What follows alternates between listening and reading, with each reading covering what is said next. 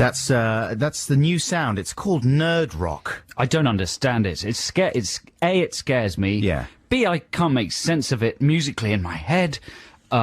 It's made me feel old and out of touch. And I'm worried for the kids. Well, get with it, Grandad, because If that's the kind of thing they're listening yeah, to. because that's nerd rock. They might be giants, they're called. It's the new thing, and it's a new kind of nerdy sound. You have to wear a bow tie, but get this: the bow ties have razors on the side of the bow ties, and they twirl round like comedy bow ties, but they can kill people. The person wearing it. Exactly. What's the point of that? What is the point of that? But that's nerd rock. Oh, It's not really nerd rock. That was from, when was that? 1989, maybe? 1990. 1990, there you go. They might be giants. Hello, this is Adam and Joe on BBC Six Music. It's a newish radio station all about music. And the number 6. Yeah, and we've got a great 3 hours of stuff coming up for you. We're going to have Song Wars yes. a bit later. The theme this week is festivals. So we're going to be fighting our homemade songs a little bit later in the show. We're going to have Text the Nation, even though we haven't really decided what it's going to be yet. We like to throw it open sometimes. We like to be free and easy with it. Maybe it could be something about festivals even. Although, Maybe. perhaps that's jumping the gun a bit. But seeing as we've done Festival Song Wars, you know. It's confusing. I'm confused. Plus, of course, we've got terrific music coming up, including in this first hour alone, such exciting bands as Frank Black. Is he a band? He's not coming up in this first hour, I don't think, is he? Isn't he? Yeah, according to this list, he is. Julian Cope, De La Soul, Funboy 3. You're just reading things off the That's good. list. Listeners love reading. And yeah, so lots of stuff to get excited about. Absolutely. What kind of free plays have you brought in with you this week? Well, I've got some Ben Folds 5, Yeah. who's played a lot on Six Music. He's kind of one of the artists who represents what Six Music means. Right, sort of cerebral, but very musical. Cool but businesslike. Yeah. Good on a piano. Nerd rock. No, exactly. He wears a the bow latest tie thing. with razors on the end. Plus, I've got a bit of something else. Oh, yeah, a bit of Jungle Brothers. Uh-huh.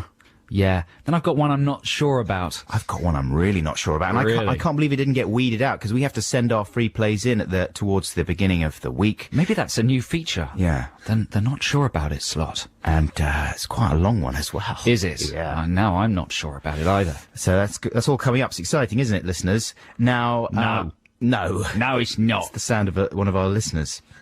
What's your name, listener? My name's Trevor. Trevor, what? Shut up Oh, and play dear. some music. Oh, gosh. Trevor, he's upset. Stop gassing on and play some music. Sorry, Trevor. Do you like James? Six music, not six chat. Do you like James? Shut up and play some music. Well, here's James. What on earth is going on in that song? What is it? I think it's about, white boy men. But his mum Yeah. seems to be saying that to him. Right. And he's saying that she's so pristine in her own body bag. Mm-hmm. Is he describing the clothes she's wearing as being like a body bag? Yeah, it's the same kind of philosophy as people who drive in cars. They're just more or less driving around in metal coffins. Right. And she's saying to him, you want to talk to me, white boy man? You'd think the mother would know what colour her son was. Well, she's a Red Indian, his mother. Is she? I think so, yeah. And is he not? No, he's just a white boy man. How does that work? Well, maybe he's adopted. Adopted. I don't know if that's right. true. No, this is becoming clearer now that you're explaining it. Because there's stuff about TV dinners in there, microwavable He looks TV like dinners. Yul Brynner? He looks like Yul Brynner. It's all making sense now. Was he too young to play Lear, too old to play Hamlet or something? Something like that. Yeah. That makes perfect sense now, thanks. You know, James, have they got together and they've split up and got together just once or more than once? I don't know. They were away for a long time. Our and- listeners will probably tell us. And they're back together again. But do you remember a few weeks ago, if you're a regular listener, you might remember that I was talking about an advert that I saw in the back of a music mag for an exciting gig by all 3 members of a-ha. They were going to play a gig at the Royal Albert Hall. I don't know if it's happened already. No, May 24th. There you go. And they are not playing as a-ha together. They're doing 3 individual sets to showcase their individual solo talents. And as a sort of ignorant person, someone ignorant of the genius of a-ha, I made the casual comment that you know, it seemed a little bit of a desperate move that you would capitalize on the fame of your band in order to showcase your solo talents. How wrong you were. How wrong I How was. stupid you were. That was a tidal wave of fury. We dealt with this in some detail on the show in question. Well, there was a few angry emails that came We in. established that they are very famous in their own right in their home Well, country. you leapt to their defence, calling them the Norwegian Beatles. They're not Norwegian, are they? I don't know. They're Scandinavian, but that's more than one place. Yeah. So that'll do. You immediately knew, you instinctively were aware of their Beatle-like status. Well, I like them. you do I like... do like Aha. I don't have any of their records, Right. but I don't get angry when I hear them. I like it. No, but nothing happens to me when I hear them. Do you know? Really? I'm just amazed that Flatline. they... Yeah. Yeah, well, I disagree. I think there's a lot of talent there. Of course there is. Anyway, a lot of people agree with you, and we had an essay sent to us this week from an Aha fan. Obviously, I can't read the whole thing, but I'll paraphrase. This is from Claudia from the Netherlands. She's certainly going to that concert.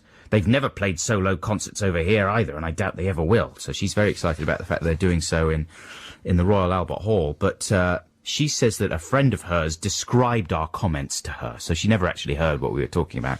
But that was enough to get her absolutely incensed, she said. My fellow Aha fan, Amanda, who had to hear you, had to sit there hearing you, mocking her favourite band, gave me more than enough of an idea of what you were saying. First of all, they do not in any way trick people into thinking this is an Aha gig. They don't say it's Aha, do they? They don't bill it as Aha, do they? Fair point. She then restates, I never said they did. You were saying that it gave the misleading impression that you might be seeing an Aha concert. No, I never said anything of the sort. I did, though, just then. No, I Does didn't. that count? It doesn't give the impression that they will be doing an Aha gig at all. What was your point then when my you point when you was, raised it? I just made my point before, if you were listening. Well, I wasn't. No, of course you never do. But the point was, it's a little bit desperate, is it not, to convene the three members of a group under the banner of their... And not have them play together. band. Exactly, and not have them play in the Aha brand. But no, obviously these people don't agree. It just seemed like, you know, can't they just find individual Look, I gigs? think we're toying with fire. Yeah, I think know. Aha fans are dangerous. They're prepared to do whatever it takes to defend the integrity of their band, you know. I know, I've crossed the wrong fan Rubicon. group. You've crossed the Rubicon. She says later on, for some reason, you also seem to have completely missed the fact that Aha had a top 10 single hit in your country with Analog, brackets all I want, a mere 2 years ago, with an album and a tour to accompany it. In your country. Were you a big fan of Analog, the single, the top 10 You know single? what? I missed that one. Did you? Yeah. I thought you loved them. No, I thought they were your favourite band. You're right. You loved them. Hey, listen, here's a free play while those Aha fans get texting again. If it was sunny today, this would be a really good choice, but it isn't. So, at least down here in Londinium, it isn't. So it's a bad choice. Here's the Jungle Brothers with Sunshine. A Spiz Energy there with Where's Captain Kirk? This is Adam and Joe here on BBC Six Music. It's kind of a miserable Saturday morning here in London town, but we hope it's a bit more sunny where you are. And if it's not, well, let us bring some sunshine into your lives. How are we going to do that? I was really hoping that you might know. We could try and put together a cloud-bursting machine. Yeah, or just they probably sell cans of sunshine in places like Jamaica, don't they? Yeah, we could bring some sun-kissed into your life. Yeah. Lily says something else. Someone's going to be having fun editing that this week. That's all right. That's accidental. We can't get chucked out of the big British castle for that. Now, listen, Joe Cornish, you love to follow the news. You love to read the newspapers, right? Did you know what the 10p tax rate was all about? You know, Gordon Brown is getting in loads of trouble for... I'll answer that honestly. No, not really. Neither did I, right? And it's just everyone's talking about the 10p tax rate. Gordon Brown, he's in hot water because he's getting rid of the 10p tax rate. Claire, our producer, who's standing in for Jude this week, do you know what the 10p tax rate is all about? I do know one thing, though. Explain it for me, please. It's hitting the poor very hard. Well, exactly. We know that much. We know it's not a good thing if you're a low earner, right? But everybody talks about it as if everyone knows exactly what it is, the 10p tax rate. Maybe everybody does. I don't know if they do. Do you think I mean, people are lying? Well, listen, my natural assumption is that I'm stupid, right? And I just don't happen to know because I don't read enough newspapers. But then I asked a few people throughout the week what if they knew what it was and if they could explain it to me. None of them could. And these were all fairly well-educated people, you know? And so I had to go and research it myself and look it up. Still found it quite hard to understand a little bit.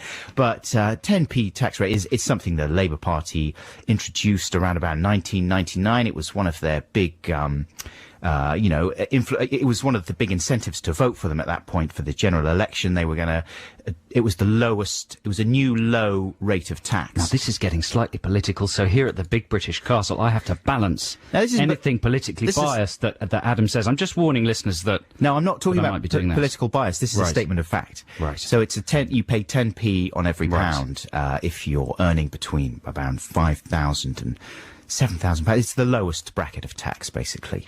And so he's getting rid of that, and you now have to pay 20p on the pound. And so that's hitting certain income brackets harder than others. It's helping them. Well, it is helping some people. It's hitting some. You could see it that it's helping some. That's true. Just being balanced. Oh, you're being balanced, yeah. But, like on the news, everyone was talking about it last night, and they never really explained. Like, I thought the news... I watched some idiot news as well, some on the idiot channels, and not even they really properly explained it. You'd think they have a little sidebar maybe explaining what the heck the 10p tax rate was, but no! They just expect you to know. I'm scandalised. I'm speechless. I'm scandalised.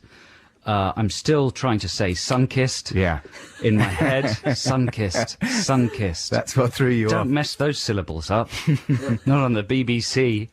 What were you talking about? I was making a brave admission of ignorance there, but you're... I'm more ignorant than you, so I can't help you. You're talking to the wrong person, mate. All right, then, fair enough. Now, we've got some more music coming up for you, and news very shortly, and after the news and some more music, we're going to be unveiling our new Song Wars songs on the subject of festivals, and that's going to be exciting. Are you happy with yours? Yeah, I'm quite happy. You never know, though, what the other person's come up with. Mine's quite boisterous. Is it? Yeah. Well, it's got to be for a festival, though, isn't it? Yeah. Does it? Yeah. Okay. Anyway, here's Ida Maria. Before that, this is Queen of the World. That was The Coral Within the Morning. This is Adam and Joe on BBC Six Music. It's time for the news, read by Catherine Cracknell. It's time for Song Wars, the war of the songs. A couple of tunes by a couple of proms. Which will you vote for? Which one is the best? We're putting our songs to the listener test, so check it out. Yes, it's Song Wars time. Before that, you heard Ryan Adams with So Alive. This is Adam and Joe on BBC Six Music.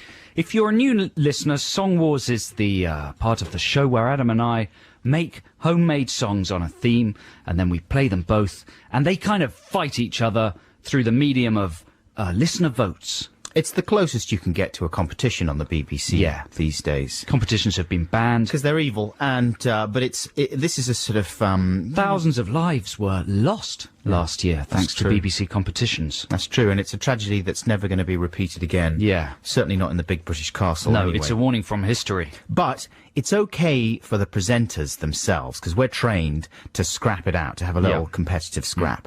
Me and Joe... Plus there's no prize. No, there's no prize. Or it's the greatest prize of all. What is it? Respect? Pride. Respect. Respect. Yeah. You know, in Stockwell, outside the tube there, they've got that... in bricks, they've spelt out the word respect. Right. Over by the monolith. Yeah. That's good. That's an important monolith. Exactly. I like walking across that. Bit of respect. Violet Szabo, she was a war hero. Yeah. Yeah. And she deserves your respect, Adam She's got Buxton. it. She's got it. Didn't sound like it to me, to be perfectly honest. Oh, wow. She's got loads of it. Anyway, respect. This is all about respect. And so do you think you're going to be winning the listeners' respect today? I don't know, but I do know this, that the overall score for Song Wars is nearly neck and neck, isn't it? Isn't it even neck and neck? For a while, I was I had a commanding lead and was resting on my laurels. But not anymore. Yeah, it was like Laurel and Hardy. It was. In what way? Well, a sort of tall bloke and a slightly chunkier bloke. Right. And one of them was resting on his laurels. What does that mean? Laurel and Hardy! Yeah, no, that's good. So this week's theme has been festivals. Because it's the start of the festival season, so we've both written songs about festivals. And we're going to play them now. And when you've decided which one you think is the best, text 64046. Who's going to go first? I'm getting the coin out. We're going to toss a coin. Coin toss. So you never told the listeners, though, what the actual tally is. Do we know? I'm not sure. who's won? It's got to be quite big because we've done enough of these things now. Well, the confusing thing is that it's been a bit erratic the last few weeks, you know. Some weeks we do it, some weeks we don't. Well, we started doing it every week and then it became every other week. Yeah, exactly. It's easier doing it. We'll every find out while we Okay. play the first one. So the coin is being tossed. Okay. We're calling it. I'm going to go for tails. Tails, you go first? Yeah. Okay. Sonic and Tails. It's heads. It's heads, so you get to choose. No, I Or whatever. Oh, you go first. Yeah, then. I go first. Yeah. Okay, so my festival track. I'm not gonna talk too much about it before. Okay, we'll go into it afterwards. This is very straightforward. It speaks for itself. It's called Festival Song by Adam Buxton. Here it is.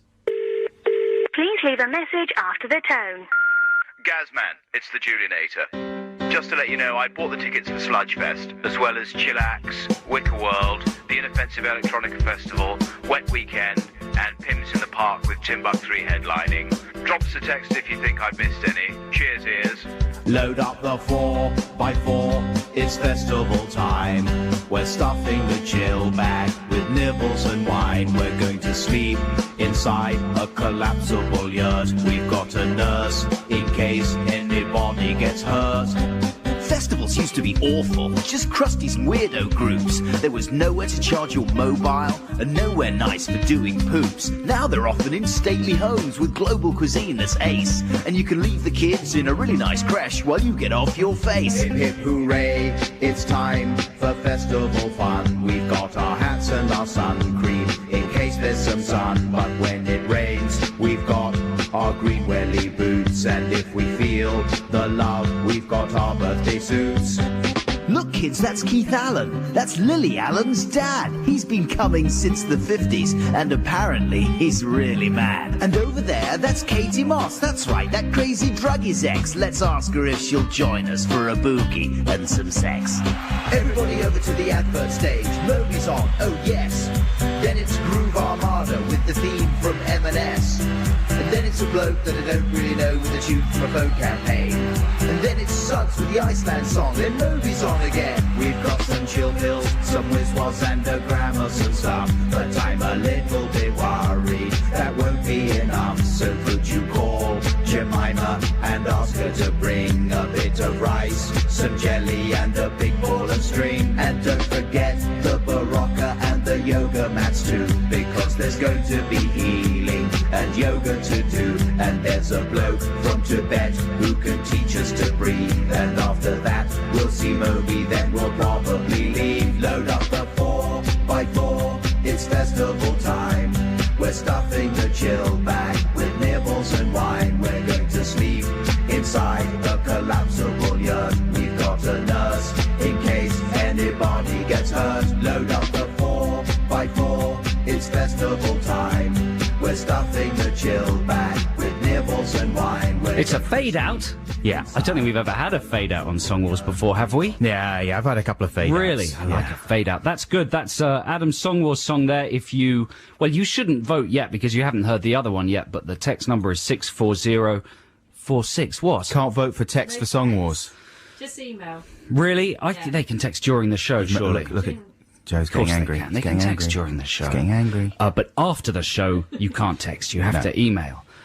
So what was that one called? The Glastonbury song? No, that's just The festival song. Festival That was yeah. good. That was quite a classy festival you were singing about. Yeah, really. Quite a classy. posh one. Certainly, yeah. Yeah, did you have any particular festival in mind?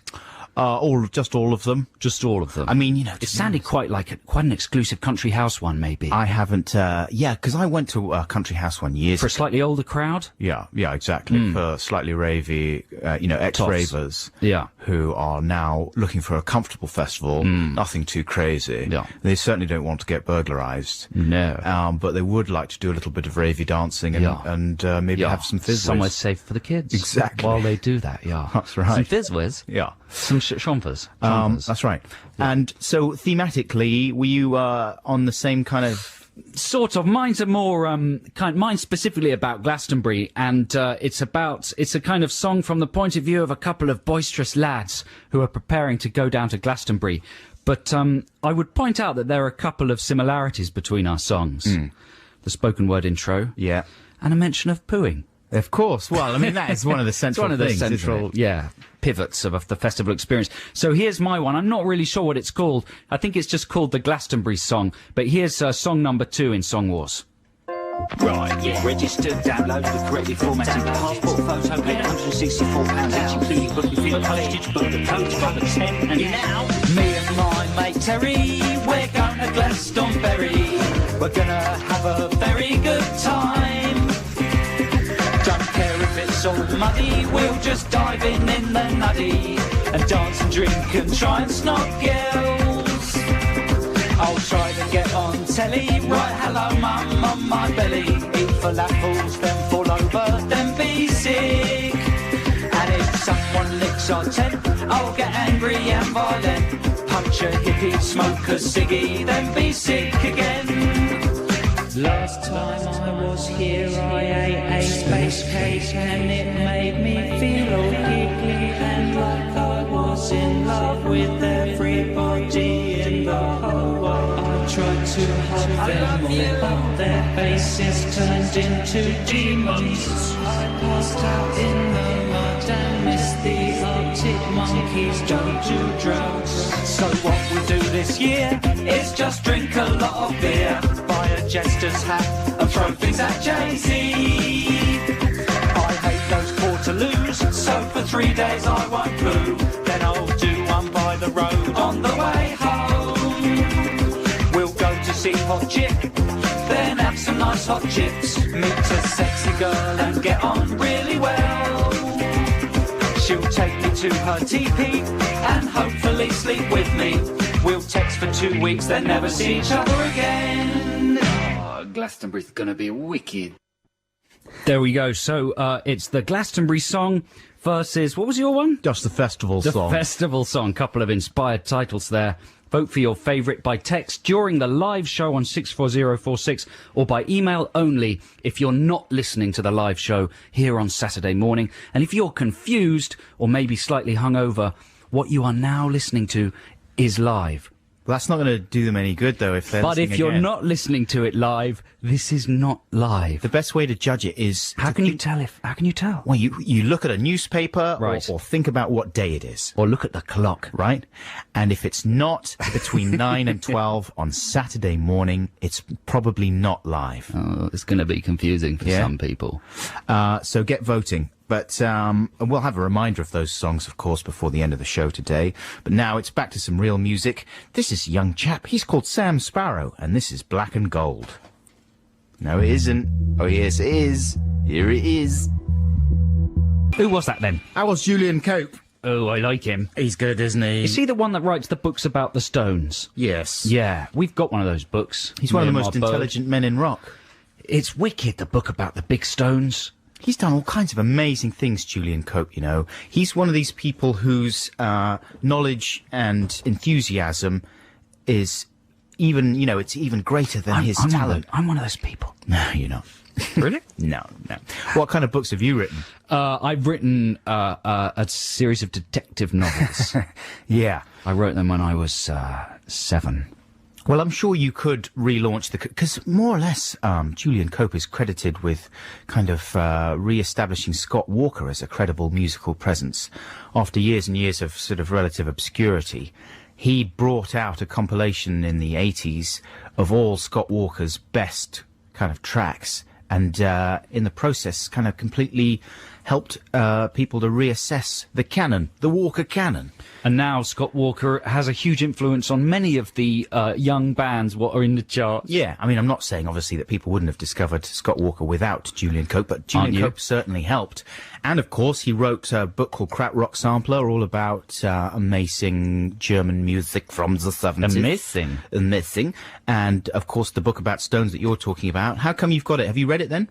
We've had a good flick through it. When we go on journeys into Britain's hinterlands, we often look at the book to see whether there's any kind of, Neolithic thing that we can go and see. Yeah. Get out the Cope book. Yeah. Plus, he's got good things to say about parenting.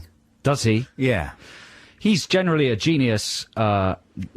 He's a good guy, but, unhinged. Obviously, went through a long period of being completely nuts. I would say. Like me. Like you. So the votes are coming in thick and fast for Song Wars. I'd say it's quite divided this week, with a slight bias towards Adam's songs so far. That's the early running. We've had such text as this one from Ross, saying, love them both, especially Adam's line about the creche, but Joe's just won it for me this week with the awesome Space Cake interlude. That was a very good interlude. Nicely produced. I was just padding it out. You're very, very kind. But here's another one. Hang on, where's the one? Yes, Joe is a white Stevie Wonder. In his golden period, he was untouchable, but now he's a shadow of his former self. Today he reached a musical nadir, says Tommy Danger. Danger? What are you on about? So I'd say Buxton's just about pipping it at the moment. And so get your vote in via email. I take all that stuff back about the texts. I've been told off because apparently it's wrong to encourage people to text. So you've got to send your votes via email. Adam and Joe, all one word with an AND, not an ampersand, .6music, what? At bbc.co.uk. Yeah, don't text for Song Wars. You can text for other things, though, right? Yeah. The problem with texting for Song Wars is that because we encourage people to vote for Song Wars right throughout the week, because we don't reveal the winner until next week's show, the texts can't be counted during the week, so we don't want you to waste your text money on a vote that won't be counted, you know? We're looking out for you, listeners, at the end of the day. Well said. Right. Excuse me, I've got a little bit of a frog happening in my throat area. But Song Wars, the last thing I'll say on Song Wars is that I felt as if I was not scraping the bottom of the barrel, but certainly some of my techniques were getting a bit samey, and certainly the structure of my song was very samey, and I think I even used the same drum and bass pattern that I'd used before. Dear. And that's a disgrace. We isn't need it? new life in the... We either need a new idea for a kind of segment, or we need some new instruments, or some new garage new band ideas. loops. Well, let me ask you this. Is it acceptable to recruit other musicians? To get session musicians in of some kind? I'd say no. What? Let's talk about it more later in the show, maybe. That's an interesting premise. Let's have a bit of De La Soul. Someone emailed in very angry that I'd pronounced them De La Soul. Of course, it's De La Soul. And this is Me, Myself and I. That's After Hours by We Are Scientists. This is Adam and Joe here on BBC Six Music. So let's have this discussion about Song Wars then. Your suggestion is to bring in other musicians? I'm saying that we should throw open the doors to all kinds of musical influences and techniques in order to broaden the palette. Yeah. I'm just worried that it shouldn't be a competition for who has the most time during the week. Do you know what I mean? Sometimes if you're very busy during the week, or I am, then it's not Song Wars, it's availability wars. Well, that's something that you just got to live with, though, isn't it? Do you think? That's what was happening before. We've both got to struggle with that occasionally, don't we? Sometimes we have a busy week and then... Well, you're right, because on the other hand, one wouldn't want any sort of competitive feeling to in any way stifle creativity. You wouldn't want one person not to do a thing just because the other person fears losing. Well, exactly. That's no way that, we're striving for musical excellence here, aren't we? But at the same time, Joe fears losing. I might fear losing if you bring in, you've got more rock star friends than I have. Well, You have. Maybe mine I don't are know just- anybody, really. Of course you do. You know, not as well as you do. You know Travis? You've got Blue Tones in your locker. That's it. You've got Mark Morris is probably the only Charlotte musician. True. That's it. Who do you know? Oh, I know them all the greats. Exactly. Yeah, but who do I can get? I can get Tim You could get the Travis. You could get, you could probably get the Spoon Man if you haven't scared him off. Maybe. Listen, I'm not proposing. I'm sure these people are busy. They've got their own things to do. They've got their own careers to worry about. I am proposing, if you've got a mate who can play guitar, Yeah. you get him in. Right. Do a bit of session guitar. Session guitar. Take you to a different level, right? So you don't have to lean on GarageBand the whole time. Yeah. Johnny Maracas, he comes round. He's the king of maracas. Well, let's throw this open to the listeners. Listeners, what do you think? Do you think we should do that? Give us an email.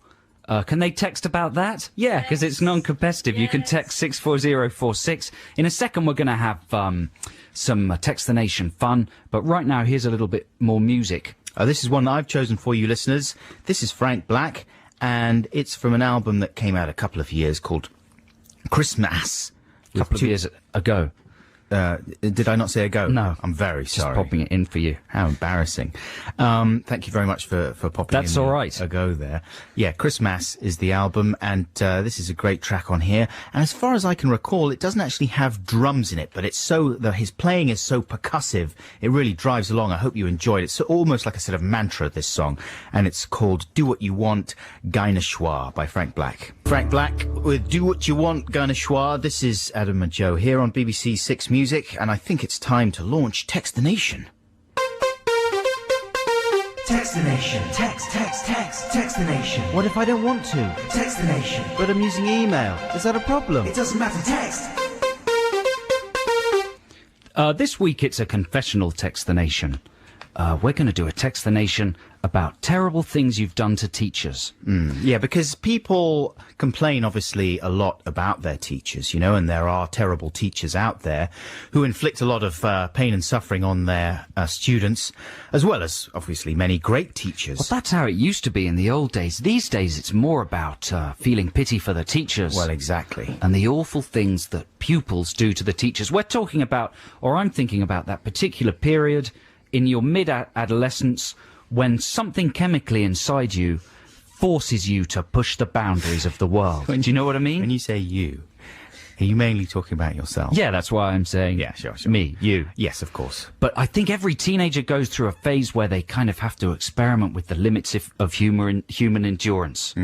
And humour endurance as well. I can't actually talk this morning. No, because a lot of the time, you know, the teasing, once you find a teacher who's a little bit vulnerable and one person starts going at that teacher and teasing and niggling a little bit, that teacher is doomed if they don't immediately squash the humour front. So we're looking for your shameful stories, and we're not trying to sort of aggrandize this kind of behaviour. No, We want confessional stuff. We want people who are sorry for taking advantage of their teachers in a terrible way. And this is an opportunity to apologise.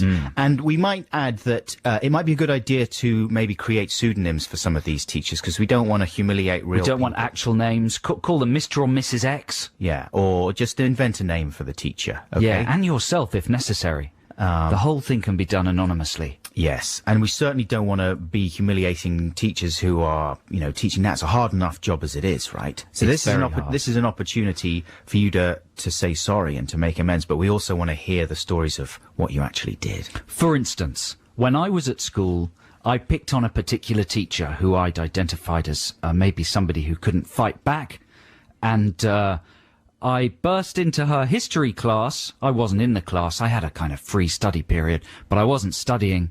I burst into her class, sort of dressed as a Ghostbuster. With first of all, I pushed a friend into her class. He was covered in a sheet. He was a ghost. I pushed him in first, waited a couple of minutes for him to have done a bit of haunting, then got a fire extinguisher and I don't know how else, maybe a satchel on my back, and burst in claiming I was a Ghostbuster. I didn't set off the fire extinguisher, but I chased him round the classroom. I think I was in that class. Possibly As a as a Ghostbuster, and then chased him out again. It caused a brouhaha. The teacher got very, very angry. Of course. So about 10 minutes later, I took one of those horrible paintings you have on the wall of a school, Constables the Haywain, a nasty print with bits of bubblegum all over it. Yeah. I took it off the wall. I walked into the classroom. This is the most awful bit that makes me feel really genuinely ashamed. And I started an apology. I said, "Miss, I'm really, really sorry. That's such an awful thing to do. I'm sorry I disrupted your class." She believed me at this point. I was being very sincere. And I said, "So as a gesture of apology, we'd like to present you with this copy of Constables the Haywain." Right. And what did she do then? She cried, I think. She got really upset. Yeah. It was really horrible. She wasn't crying because she was so touched, though, was she? No. She was crying because she No. was completely No, humiliated. it wasn't, a genuine version of the Haywain. It was just a print. So do you ever wake up sweating and sort of thinking, what the hell was I thinking about? I do. Yeah. Yeah. So, yeah. And this is an official opportunity for you, Joe Cornish, to say, I'm sorry. I'm sorry. Did you do anything similar, Adam? I never went to those extremes. I mean, you were really pushing the boat out there. Are you sure you didn't? No, not really, because I was fairly timid and I was too frightened of authority I didn't want to get busted. You know, I would sit around. I was one of these weeds, even worse maybe than the bully boys who just sat around and giggled when there was another bully boy doing their stuff, you know. Pathetic. We were in the same history class and we did a thing where, well, the history teacher made a bit of a mistake when we were misbehaving. He said, look, I'm going to leave the class and stand outside the door until someone comes out here and apologises. This was in the first few minutes of the class. 40 minutes later, still there. He was still out there. Still there. We all just filed out of the classroom. Bye-bye, sir. Bye, sir. Sorry, sir. But the thing is that there was a sort of, the problem is that there's always an atmosphere of bullying at a lot of schools anyway, and part of it is the fault of some of the bully boy teachers. So you've got other teachers at the same time as maybe the weaker ones. You've got other real ruffians who perhaps shouldn't be teaching, who are behaving disgracefully. Encouraging the kids. Exactly. So maybe the kids, they find a slightly weaker teacher, more easygoing teacher, and they vent all their frustration and fury on that one. I'm thinking about another teacher that we had who would routinely humiliate people by making them sit in the bin. Right? Did you have that? Sit in the bin. Oi, sit in the bin. And so you'd have to go and sit in the bin, and he'd always pick on, like, the fat bloke as well, you know, or there was a Chinese guy in there. He'd go, oi, Chinky, sit in the bin. I mean, it was totally outrageous stuff that you could never get away with, you know what I mean? Like, now you would immediately get fired, you would get disciplined, the school would be shut down, quite rightly. But, you know, he was coming out with some outrageous stuff. That's outrageous. So listen, text your stories of awful things you've done to a teacher to 64046. We want shame, we want contrition, we want apologies. Yeah. Okay, and sincere ones, and use made-up names, otherwise we'll all be in trouble. Now, here's Chromeo with Fancy Footwork. Fancy Footwork there by Chromeo. That sounded a little bit like, what was that song, You're the One for Me? Open up from the ground and shout out loud, you're the one for me. Yeah. Beep, beep, beep, beep, beep, beep, beep, beep, beep. Who was that by? I don't know. We'll find out. Okay. But that was good, wasn't it?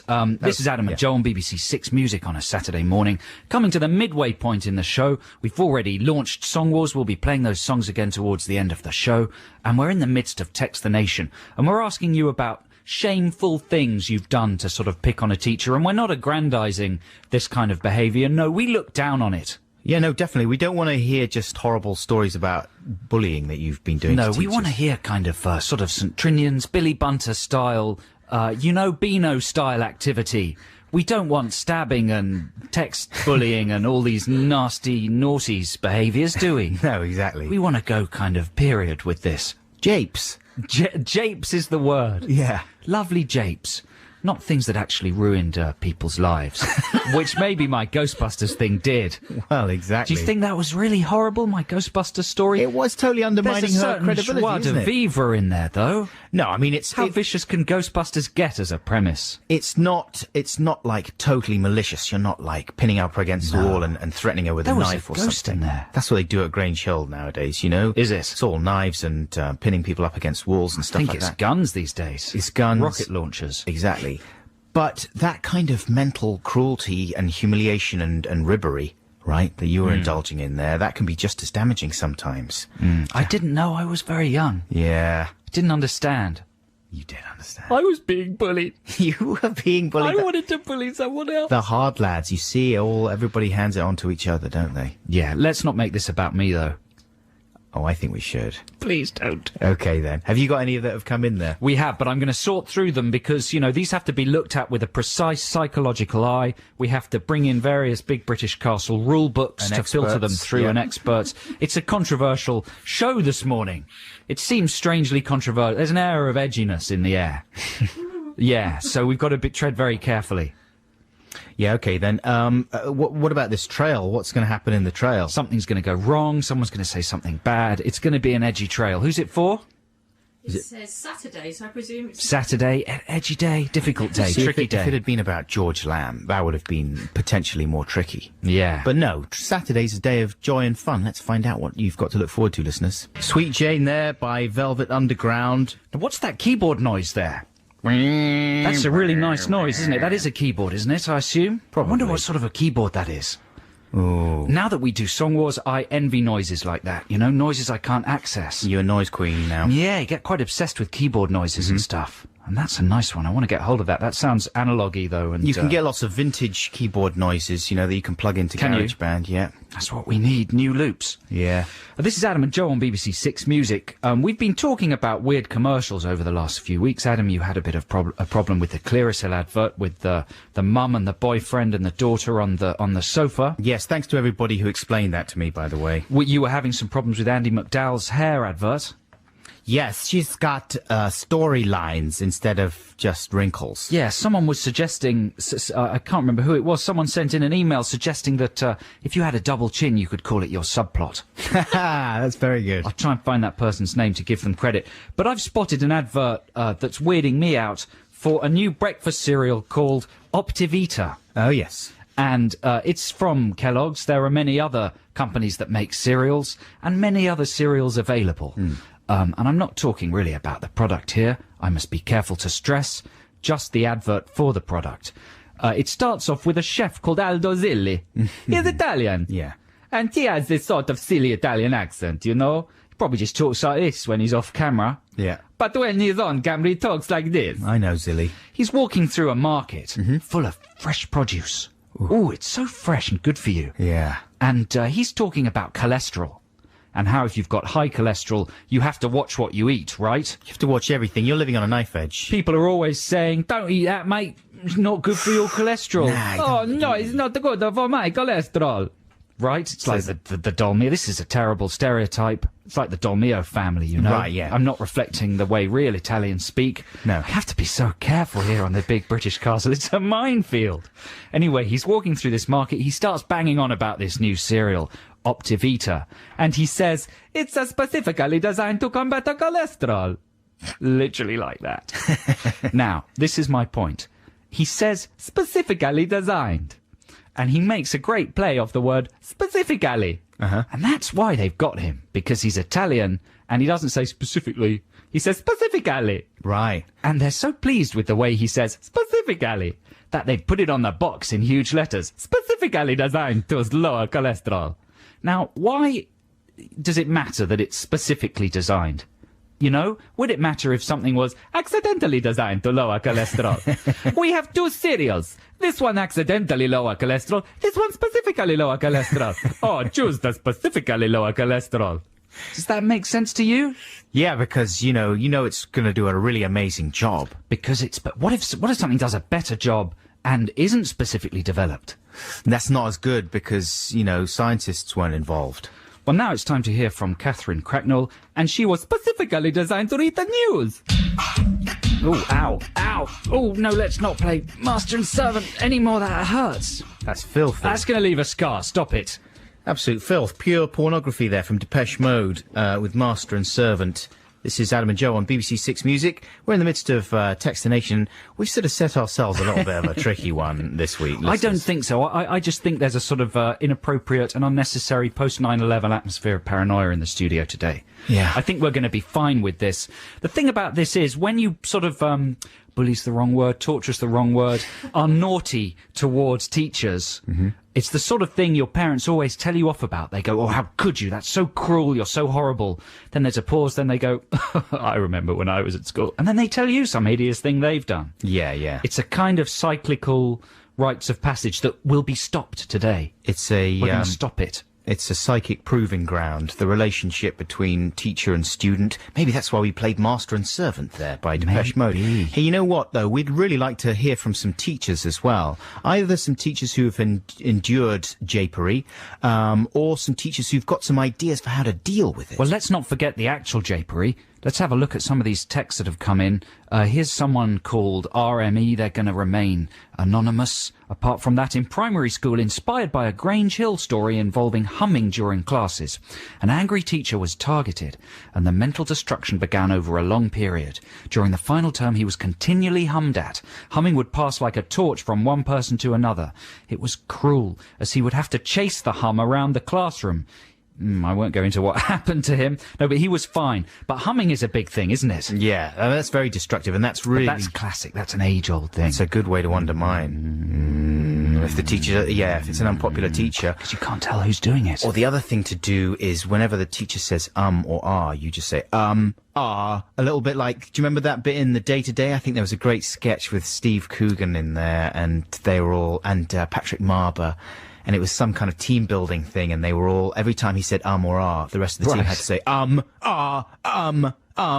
to make him totally nervous. And you can do that with a teacher. Don't do that. Don't do any of these things, listeners. Don't do this. Once, when I was 15, we had a supply teacher for English. Due to a leak in our classroom, we were moved to the home economics room, which had a large cupboard at the back, hidden by a giant poster. When the supply teacher came in, we all stood up. She went to get some paper from the English room, and the whole class piled into the cupboard and hid. She came back and couldn't work out where we were. She came back with the head, and we all fell out of the cupboard. She cried. Don't do that. That's an example of something not to do. Here's another example of something never to do. In an attempt to wind up the IT staff, I put a series of password-protected bespoke screensavers on the library computers. They featured Richard Nixon saying hello on an endless loop. Unfortunately, this ended up annoying only the librarian, who was a lovely woman and a friend of my mother's. There you go. Typical. Shouldn't have done it. Here's another one. At college, we used to wind up the principal by implying that he was an alcoholic and placing adverts on the notice board for his car and other possessions that needed to be sold due to urgent debts with his direct telephone number. It was funny. Cheers, James. See, Don't do that. No, very few of these people are actually trying to make amends or apologise for the things they've done. Here's another one. At the start of our very first physics lesson at my new school, the teacher announced, "You can give me any nickname you like as long as you don't call me Biggles." Guess what we called him for the next 5 years? Sorry, Biggles, from Stuart in Liverpool. There you go. So there must be, as part of teachers' training, a section of the course that teaches you how to deal with at least the classic sort of teacher trickery. Yeah, Pranks 101, surely. Humming is so old. I mean, that's been going on for hundreds of years. There must be an agreed technique to dealing with humming. Maybe it's just attention. Yeah. Maybe it's just an iron fist. How would you deal with it, Teacher Buckles? You got to earn their trust, don't you? You've got to... I would do some rapping. I would make up a rap about how it's bad to hum, and then I would do the rap Kids to the love rap. class. They Because the understand kids rap. love rap. They love to rap. So I'd say, okay, hey, class, calm down. Whoa. Listen, can I just say to you this? And I'd say it like that as well. With a bit of What would you stutter. rhyme with humming? Yeah. Hey that's there, tricky. kids. Stop your humming. Hey there, kids. You got trouble coming. If you're not careful, you're going to be slumming in a world where humming ain't acceptable in that way. Hey, just stop that. Otherwise, I'm going to have to give you a smack, you prat. At that point, your head is struck by 50 textbooks. No, it isn't. They said, hey, They go, we used "Ah, to... so we used We used to think think you were Mr. an Buckles idiot." was a jerk, but then he started rapping and he really won me. He really won me over. I'm not going to misbehave in Dr. Buckles' class anymore. Keep your tame, we stress tame. We don't want any actual, long-lasting psychological damage done to teachers. And remember, this is all in an instructional context. We're warning kids what not to do. Yeah? 264046. It's Adam and Joe on BBC Six Music. Is it music's time? Yeah. So are we going to play this David Byrne track? Do you want to play it later? Well, there's no sense in playing it later. We either play it or we don't. The only reason I was hovering, because I do love this track, right? This is from a great album by David Byrne called Music from the Knee Plays. Is it which- a bit weird? It is a bit weird. And he did it for this production of a stage thing, Robert Wilson's Knee Plays, and Byrne wrote some music for it, and it's a little bit like... Let's give it a go. If it doesn't agree with us, we can come out of it early. But I like it for a number of reasons. It's very self-consciously sort of pretentiously arty, right? But the thing that he's doing throughout, it's called In the Future, the track. He's making predictions, kind of gnomic predictions for what will happen in the future. And so this came out in the early 80s, and a lot of his predictions, even though they're fairly vague, are sort of on the money. listen to what he's got to say, and we can come in, because this is a long one. We'll come in, we won't play the whole thing. We played the whole thing in the end. That was good. I like that. Good. That was great. I want to live in that future. Well, it's the kind of music that you either love or loathe, but I love that kind of thing. That's David Byrne from the Knee Plays. That was called In the Future, and that was probably one of the last times that he did that kind of thing. You know, he's got such a wonderful voice for declaiming in that very monotone way. What's he doing at the moment, David Byrne? What's his latest release? Do you know? David Byrne. I always buy his records when they come out. Well, he does the music for a show called Big Love, all about, well, there was a news story all about the polygamists. Right. And it's a good show, actually. And he does music for that. It's a show about Mormons.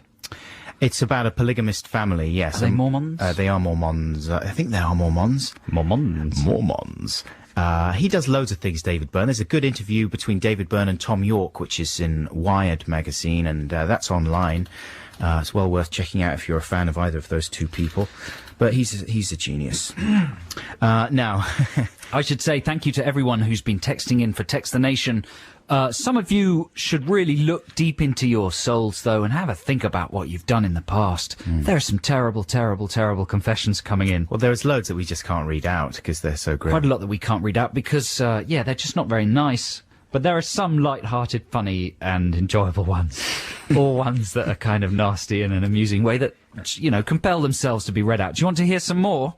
Yeah, go on, give us a couple more before we play some PJ Harvey. Well, why don't we play some Harvey, then come back and have a proper go at them? All right, that's a good idea. Here's A Perfect Day, Elise, by PJ Harvey. Polly Jean Harvey.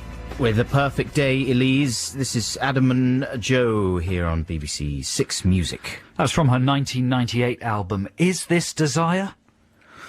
I would say yes, that It is is Desire. That is Good, Desire. good. Glad we cleared that up. We're in the middle of Text the Nation. It's the exciting part of the show where we ask you to text things into us and we read them out to you. It's the nation's favourite feature. Yeah, and this week's subject is... We haven't found the correct way to word this without using any inflammatory words like bully or torture or make life hell. What would be a nice soft way? Tricks. Classroom tricks. Pranks. Pranks to play on teachers. Pranks, japery. Pranks not to play on teachers. Ribbing. Yeah, exactly. These are all things that you should never do. Well, it started off as well as a confessional, didn't it? It's an opportunity to say sorry for things that you've done at school. Right. To teachers. So here are some what have come in. This is from someone called Rill in Peckham. He or she says, I'm from Oz, so you don't need to worry about names. In year 7, my classmates dared me to ask if our teacher was a virgin. So I stuck up my hand and said, Miss, have you ever been mated? She went bright red. Mated. Mated. I like that. Here's another one from Sophie. Not me, but my brother used to do classroom surfing.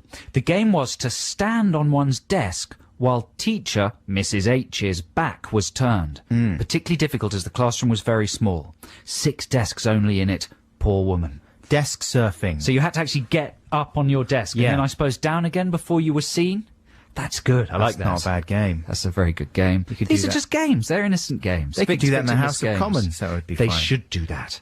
This sort of thing goes on in the House of Commons. It's part of the national character. Exactly. All right. Gordon Brown, he definitely does that. Here's another one for someone called... no, this is an anonymous text, but the trickery was aimed at someone called Mrs. Moose.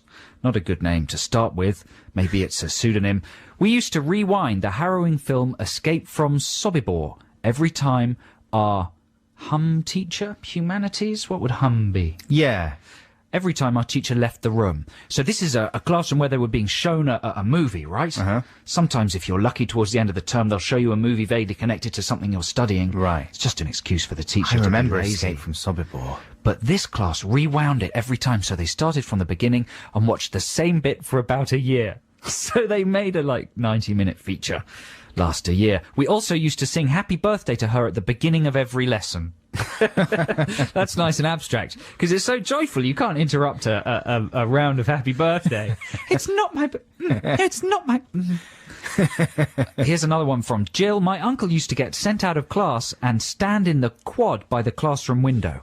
Okay. When the teacher then handed books out, the class passed them along and out the window to him, and he hid them all. I like the idea of passing books around a classroom and then them just going out the window. Yeah. Yeah. None of them arrive at their destination. Another one from Jim in Hackney. When Mr. Jackson left our chemistry class in a rage of fury at someone setting fire to a textbook, we put sellotape across the door, so he became entangled like a big fly when he burst back in. That's quite good, isn't it? That sounds a bit out of hand, though. You're burning I know, the books in fire... Let's forget the fire thing and just go with Yeah. the innocent japery of the sellotape. the fun sellotape jape. Yeah. Okay. One last one, and this is kind of like a French art movie sort of thing. Hi, Adam and Joe. In my old school, there was a supply teacher who was known for being a real pushover. You could do almost anything in her classes without fear of punishment. This reached its zenith when a particularly naughty kid stripped down to his Y-fronts and began smoking one of his dad's cigars.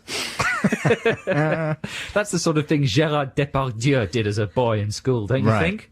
I mean, that's way out of control. It's difficult for the supply teachers as well, because they often, they don't have the relationship there with the children. It's way out of control and way into cool troll. Yeah. Well, that's the kind of thing that Tom Cruise might have done. Exactly. It's as a wrong, youngster. but yet right, but wrong. Yeah. No, bad, good, bad. Nakedness is a good one. Oh, it's a problematic area, though, isn't it? It is these days, yeah. But Y-fronts, there's nothing sexual about Y-fronts. I don't know. It's been tested. No. If your teacher got down to his Y-front, so that would be a problem, wouldn't No, it? there's nothing sexual about Y-fronts. They were designed by the British in the to stop people becoming aroused in the military. You're happy with a teacher in Y-fronts? Anyone in Y-fronts, there's nothing sexual. They're revolting. Okay, this is official then. Joe Cornish, BBC, says there's no problem with teachers just wearing Or Y-fronts. kids, anyone can wear Y-fronts. They're designed to cancel out any kind of sexual feelings. It's totally appropriate for any situation. Moving on. Moving on, we'll come back to some more texts quite soon. Do keep them coming in. The text number is 64046. The email is adamandjoe.6music@bbc.co.uk. Is this a top-of-hour sweeper?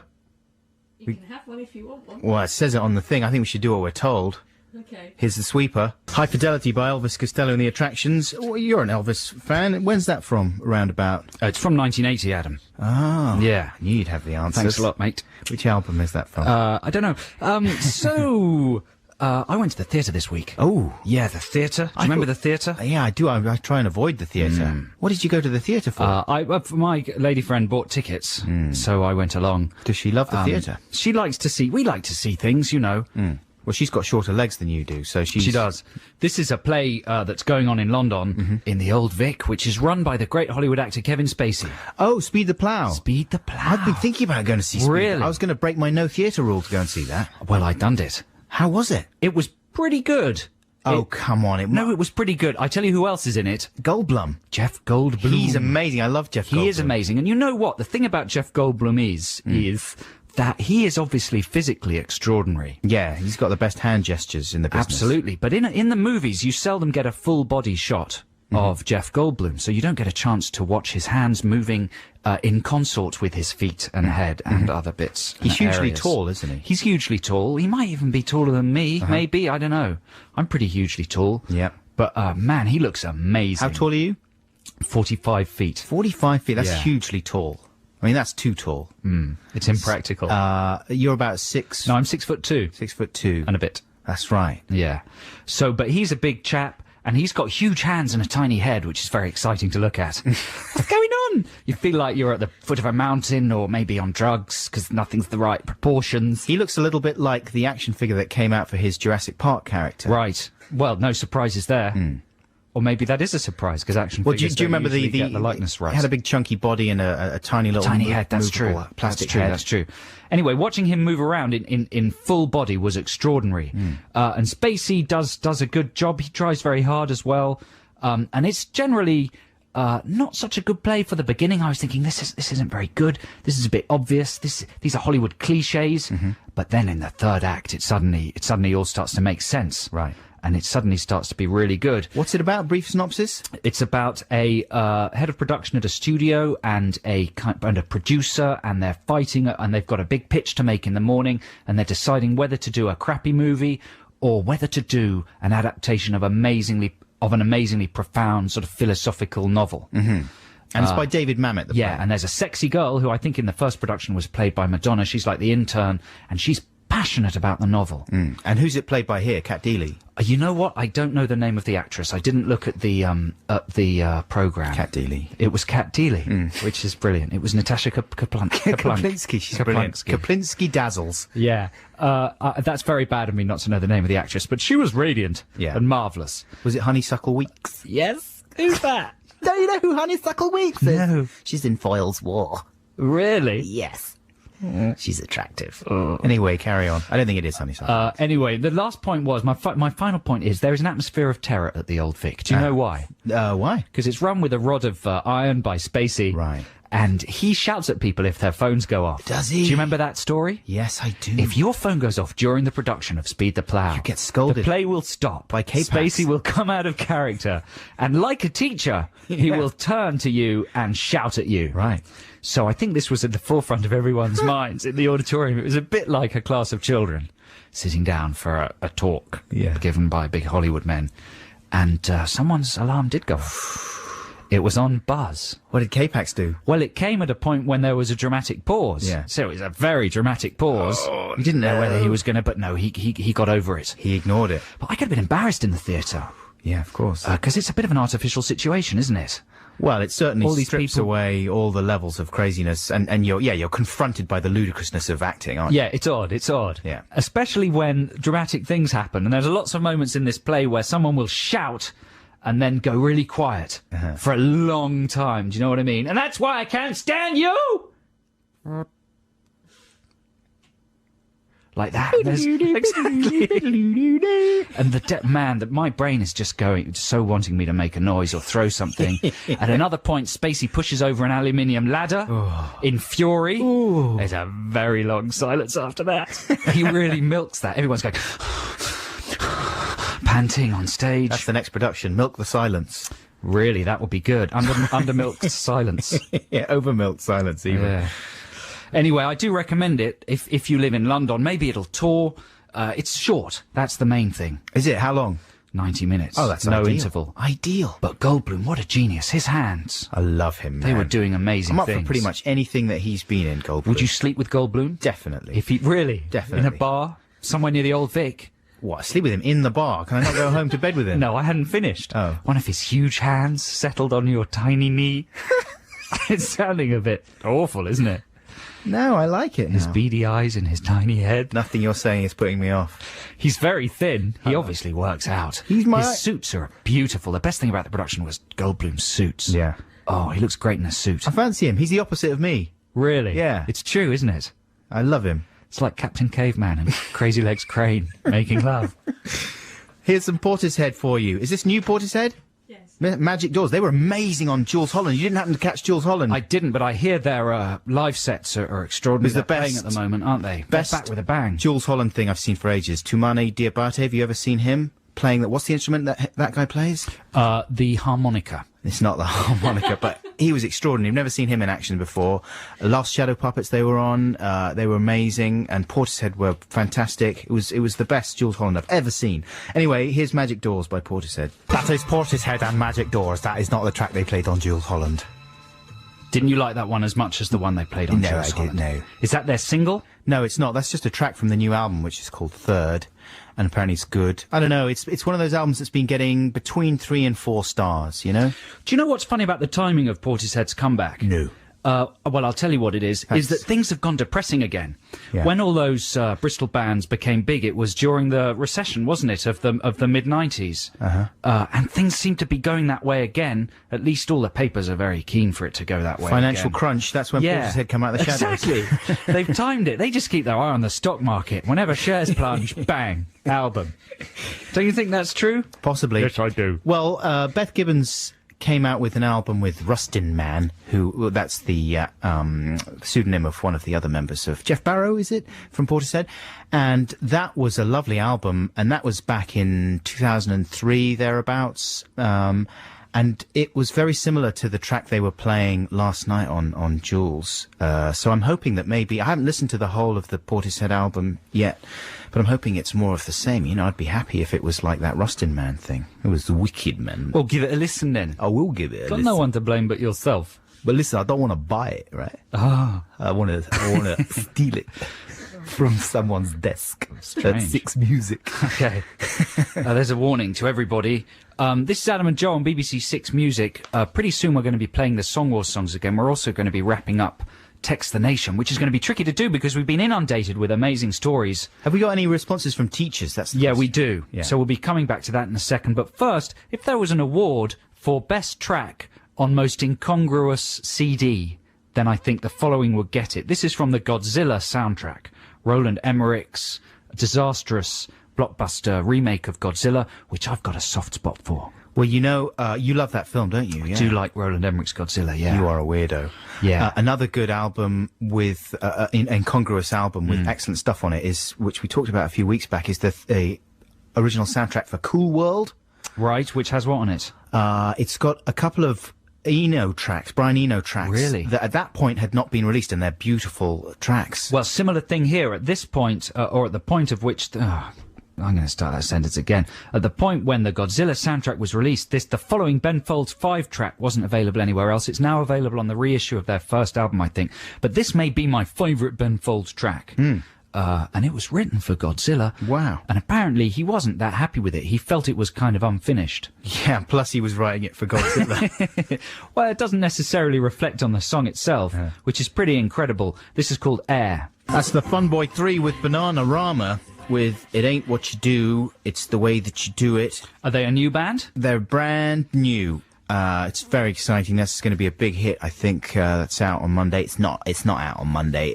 They're old, all right? It came out in the 80s. That was a bit of a joke here. Little one. The little tiny joke for you there. But that's good, that song, man. I mean, that hasn't dated badly at all. That still sounds amazing. And when Terry Hall comes in there, that's a thrilling moment. That's tingles down the back of the spine. And, of course, the connection with that David Byrne track that we played earlier is, not that you need one, but David Byrne, of course, produced one of the Fun Boy 3 albums. Do you remember that? You were a big Fun Boy 3 fan, right? Yeah, kind of. I had a lot of their 7-inches. I think maybe the album that Byrne produced is deleted now. I might be wrong about that. I like to get things wrong. Let's have it deleted. In fact, I got something wrong very recently. I said that Beth Gibbons and Rustin Man was Beth Gibbons with Jeff Barrow from Portishead. Oh, dear. You idiot! I hate you! It's Paul Webb from Talk Talk. I was just joking. It was a joke. It was one of my jokes. It's a new type of humour, just called wrongness. Just saying the wrong thing. It's a joke. It's a funny joke. I could go, do a whole tour, you know, and... Jingle! Jingle jongles. No, it's time for the news very soon. Is You've it? got to carry on talking. Okay, I do apologise. Why did you just say jingle Because like I thought we were going to do some Text the Nation. I was all excited. Oh, I see. I completely forgot it was news time. Hey, you've got to make way for the news, yo. Make way for the news. We've only got half an hour left of this show. Oh, no, we're overloaded with stuff. Absolutely. So after the news, we're going to resolve Text the Nation. Plus, of course, we have to remind the listeners of our festival songs from Song Wars. We do. Lots to be done in the last half hour. Absolutely. Don't say it in that final way like that. You've still got a little while before the news. It's exciting. Yeah? What were you going to do? I'll say it in a different way. You're holding up the sheet of paper as if you're going to say some things? I am. Keep your teacher stories coming in. If you've done slightly unpleasant things to teachers in a confused adolescent state, tell us about them on 64046 or email adamandjoe.6music@bbc.co.uk. And we've also got a few responses coming in from teachers now, some of which we're going to read out after the news. Favourite news story at the moment, Joe, apart from the 10p tax rate? My favourite news story is probably just the weather. I mean, it's a slow news day. On the cover of, what is it? The cover of The Sun, you've got a picture of Anne Robinson, and the headline is, what is it? The Weakest Freak? Yes, she's just stuck her top lip out slightly. Freakest Link, sorry. The Freakest Link. And they've just got a picture of her where she's pouting a little bit. And it's a big story on the cover of The Sun, all about the fact that she's got a trout pout. Not exactly news, isn't it? I Shall don't know we if see if that makes the bulletin. Let's see if it gets covered. Here's the news. Text the Nation. Text the Nation. What if I don't want to? Text the Nation. But I'm using email. Is that a problem? It doesn't matter, text. That was Epilé by Röyksopp that you heard just before the Text the Nation jingle there. Hard to tell one from the other, really. It is, isn't it? Yeah. They're both masterpieces of contemporary music. Electronica. I'm going to speed through some of these texts now about bad things you've done to teachers to make their lives misery. We got so many of these in, and there are so many good ones. I do apologise if I don't get to read yours out. But here is the pick of the crop in the time we've had. This is from Mary in Lincoln. When I was about 14, we had a maths teacher who we called Kipper. One day before he came into the lesson, I drew a kipper on the blackboard. Nice. It was wearing little glasses and a moustache like his. When he came in and saw it, he was apoplectic with rage, went purple in the face and was shaking. The whole class held out, though, and didn't let on who had done it. It was only so funny because he was so angry. I'm 51 now, but can still remember what a laugh it was. So no remorse there. The other thing I like about that is the teacher shouldn't have got angry at that. No. The teacher handled it very badly. Very badly. Sometimes it's the teacher's fault. Exactly. Here's another one from Rob. I rolled up a bundle of my cat's surplus fur and glued it into my exercise book before handing it in to my cat-hating maths teacher. Sadly, he turned out to hate cats because he was very allergic to them and ended up in A&E. I was so guilt-ridden, I worked ultra hard at maths and somehow ended up doing a PhD in maths. So the joke's on me now. Ended a up good in A&E. story. That's an extraordinary roller coaster of consequences there. This is from Rich P. in Gloucester, aged 33. I turned my exercise book upside down and gave myself a new name on the back cover to fool a substitute teacher. Richie P, my man. The name he gave himself was Barry de Radish. Barry de Radish, what do you think about that? You said funny. very radish. Matt in Canterbury says, 2 friends and I had won the confidence of our newly qualified history teacher. She told us that she had her driving test one evening after school, so we tailgated her around in her test car with our car covered in good luck messages. Does that make sense? Mm-hmm. To her credit, she still passed and later became my boss at another school. That's not really a prank. That's just over-enthusiastic niceness. Yeah, that's sort of stalkerish waste of time. Being too nice. Yeah. Here's another one. Hello, I'm Luke, and once I was the editor of my school magazine. I filled it with some rebellious satire. There was something about the food, we rewrote the sports reports as if I were 8, and we said the headmaster was a racist. The teacher meant to be in charge almost lost his job. Of course, how could you get away with that in the school mag? Another one, Katie says, during our German classes, when the teacher was writing on the board, we used to stand up and shout cabbages. By the time the teacher turned round, we'd be sitting in our seats. He just looked totally bemused and never once said anything. See, that's a good tactic. Yeah. Just freeze the kids out. Yeah, psych them out. Just say, act as if it's totally normal. Cabbages. It's good. Yeah, it's good. I think the teacher's got the right way to go around it. Definitely. There. And here's another classic one from Phil Gallagher. He says, every time a particular one of our teachers looked down in one lesson, we all shuffled our tables forward a tiny bit and ended up encircling him in a corner. Hey, we did that That's one. a classic one. That's a good one. You do it incrementally, the teacher doesn't notice. Yes. That's a brilliant. smash every That's time. allowed, isn't it? Yeah. That's like classic stuff. That's actually permitted. If I they- think it's illegal for a school to punish you for that. If they turn round as well and go to the blackboard, you sort of creep forward. That is a good one. I'd forgotten about that. Yeah, that is a good Any one. from the teachers at all? Yeah. are they Yeah. too Do you want the boring? teacher one? No, here's the teacher one. It's from Mark Johnson. Hi. I feel the need to let you know about teachers' tricks too. When invigilating exams, teachers play a few different games as the little lovelies are bent over their tests. Game number 1, walk around the desks in the shape of letters, usually spelling out swear words. No, they don't do that. Number 2, standing by the ugliest child. Spelling out swear words. I can't believe it. Wait, Hang on. standing by the ugliest Yeah, child. this one I've heard before, that like if there's 2 teachers invigilating an exam, one will just go, ugliest. The other will go, okay. And then they wander around and stand by the ugliest one. That's a good game. And then number 3 is wandering round, but when you come to the front, add a line to a limerick, usually an offensive one about the kids. Ah, the sweet taste of revenge. Another teacher texted in and said just, you mustn't forget that teachers go into the common room at the end of every lesson and exchange very cruel stories about the children. Yeah. Their hopeless complexions. Of course. Their futures. Their appalling sex lives. Their home lives. The stench that follows them around. The status of their brain. That's right. All of these things have probably featured in the hit TV show Teachers at one point or another, wouldn't you say? That's probably true, With yeah. Andrew Lincoln. Do you want a couple more? Yeah, go on. From Bruce in Streatham, there were 4 of us waiting to see the headmaster for some foul crime, I forget what. His admin lady or secretary, who wasn't actually a teacher, came out and asked us if we were waiting to see the head. In a moment of complete madness, I piped up with, "No, I'm waiting to see the whole of his body." She rushed off fuming. The beauty of this story is that one of the other boys had the same surname and hair as me, and he was bigger and of a less punishable disposition. He got blamed. I gained credit for this great piece of wit for a day or so before I got back to being bullied. I'm happy now, says Bruce in Streatham. Well done, Bruce. Skills. There you go. Another one from Stephen Hinchley Wood. At my school, we had a very kindly bearded physics teacher who was close to retirement. He was a victim of humming and other japes, but the funniest one was when he was asked by one of the kids, "Sir, do you have any photos of your wife naked?" He, of course, replied in an outraged tone, "No!" To which the kid replied immediately, "Would you want to buy some?" Nice. And I think that is where we should probably leave it. Thank you very much indeed for all your texts and emails. We don't encourage or condone that kind of behaviour. You should be nice and respectful to teachers, and teachers should be nice and respectful to children. Absolutely. More love in the classroom, please. Hey. Not that kind of love.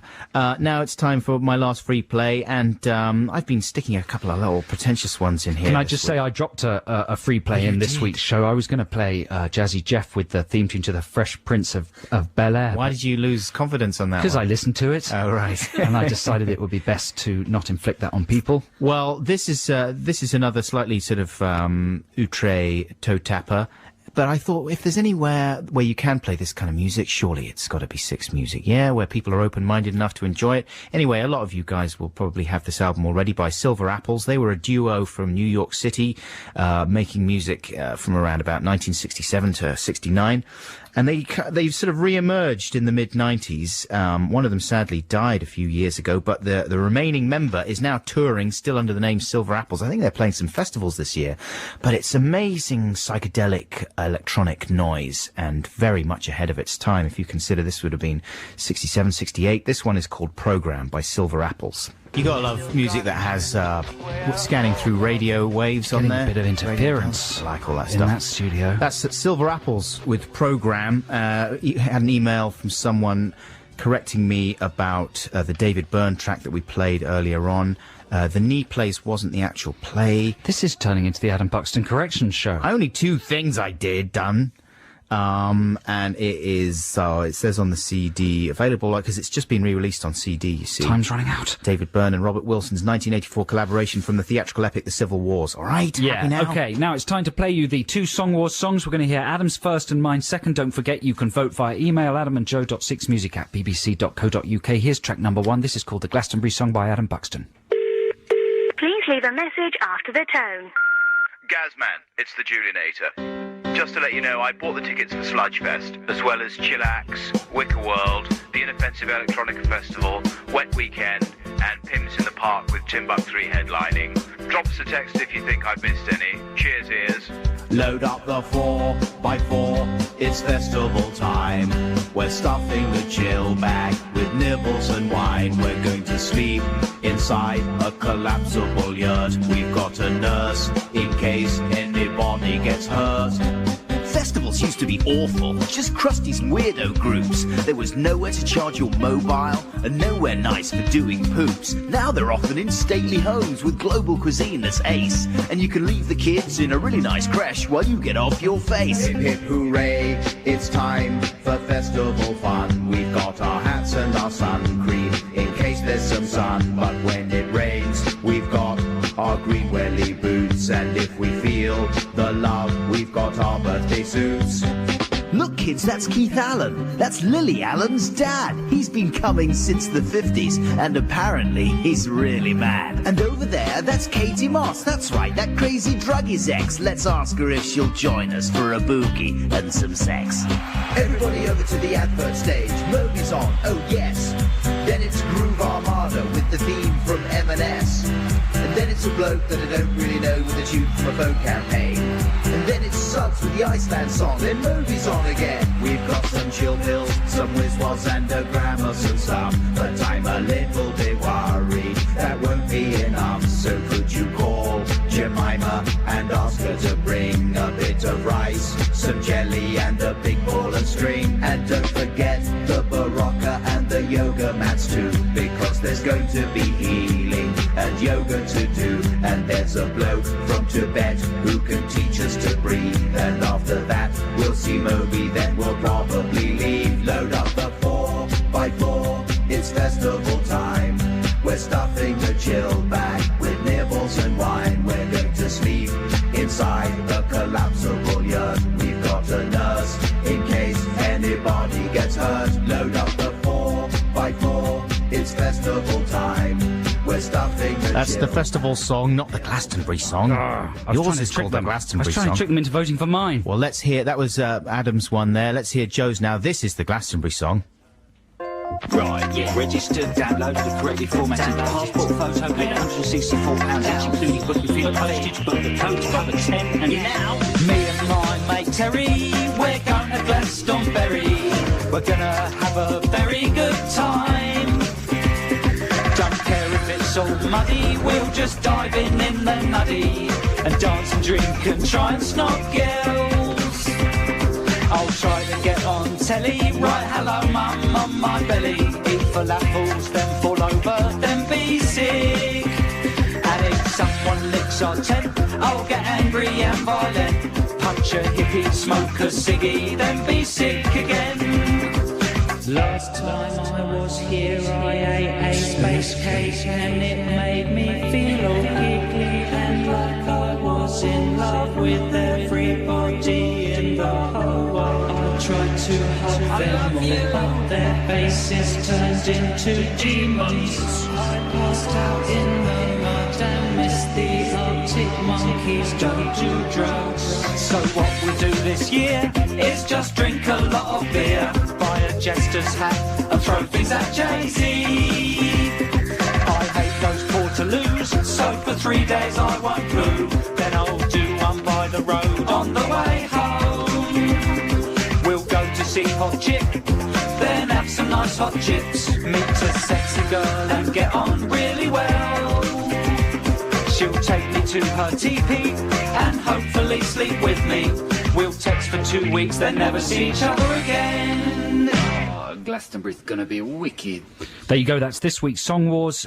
So send your vote via email to adamandjoe.6music@bbc.co.uk, either for the first song, which was Adam's song, the festival song, or for the second song, which was Joe's song, which is called a Glastonbury song. Simple as that, yeah. Almost at the end of our show, listeners.